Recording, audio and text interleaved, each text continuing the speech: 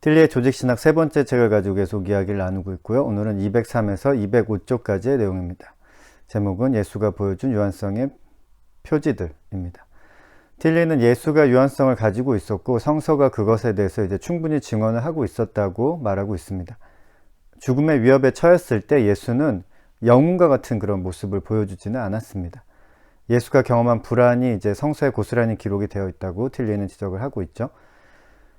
예수는 이제 다른 모든 사람들처럼 존재에 대해서 비존재가 승리할지도 모른다는 위협을 경험했고 불안과 절망을 보여주었습니다. 특별히 그가 십자가에서 외쳤던 엘리엘리 라마 사박다니, 나의 하나님 어찌 나를 버리셨나이까는 그의 절망을 잘 표현하고 있습니다. 그는 수많은 어려움을 당했고 그것을 이제 태연하게 이겨낼 수 있는 능력이 없었습니다. 그러니까 이겨내기는 했죠. 예수님은 이겨내긴 했는데 사실 아슬아슬한 경우가 많았습니다.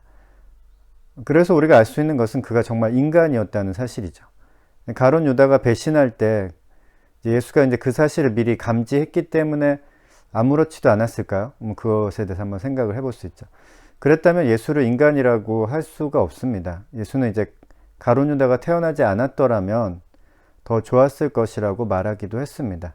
좀 의연함과는 거리가 멀죠. 그 말의 의도가 무엇인지는 좀 더 따져봐야 하겠지만요. 그 모든 아플 것 같은 순간에 예수가 하나님의 아들이어서 괜찮을 것 같다고 생각할 수 있지만 실제로는 그는 우리와 같은 인간으로서 그 모든 일을 경험했습니다. 그는 대중들의 비참함이나 그에게로 되돌아오는 사람들의 비참함에 의해서 깊이 영향을 받았다. 비록 그가 그들에게서 배척되었을지라도 그는 그들을 받아들였다. 그는 모든 유한한 인격의 자기 관계성에서 오는 긴장들을 경험했고 다른 사람의 중심을 꿰뚫어 볼 수 없음을 드러냈다.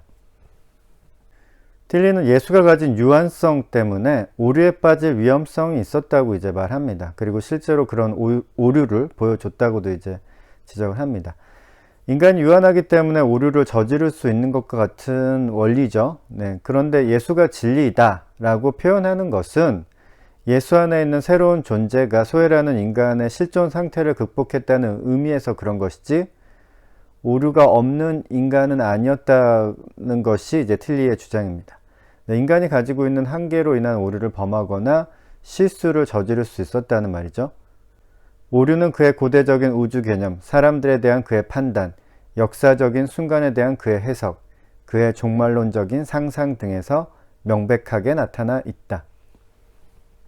예수는 하나님의 아들이었기 때문에 지금 우리가 가지고 있는 우주에 대한 지식보다 더 나은 지식을 가지고 있었을 것이라고 추측하기도 하지만 틸리는 그것이 사실이 아니라고 말합니다. 그뿐만 아니라 이제 예수는 사람을 잘못 보기도 했고 잘못 볼 수도 있죠. 사람을 다 알 수는 없으니까.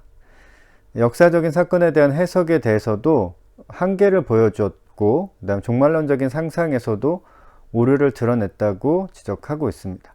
틸리도 이제 예수에 대한 신앙심을 가지고 있는 사람인데 왜 이렇게 그러니까 예수의 달리 말하면 인간으로서 가진 유한성에 대해서 강조하면서 이야기를 하고 있는 것일까요?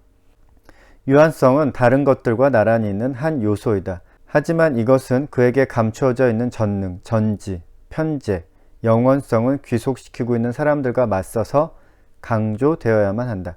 그와 같은 사람들은 그의 유한성의 심각성을 제거해 버렸고 그와 더불어서 실존에 대한 그의 참여의 실제성을 제거해 버렸다. 틸리가 예수의 유한성에 대해서 이제 강조하고 있는 이유는 예수도 이제 다른 인간과 똑같은 그런 존재로서 실존 상태에 있었다는 것을 강조하기 위해서입니다. 그 심각한 유한성을 가지고 있었기 때문에 예수도 다른 사람과 똑같이 소외 상태에 놓여 있게 되었지만 결국 그것을 극복했다는 것을 주장하기 위해서 틸리는 이제 예수의 유한성을 무시해서는 안 된다고 이제 힘주어서 말하고 있는 거죠. 예수가 가지고 있는 유한성의 표지들, 오늘은 여기까지.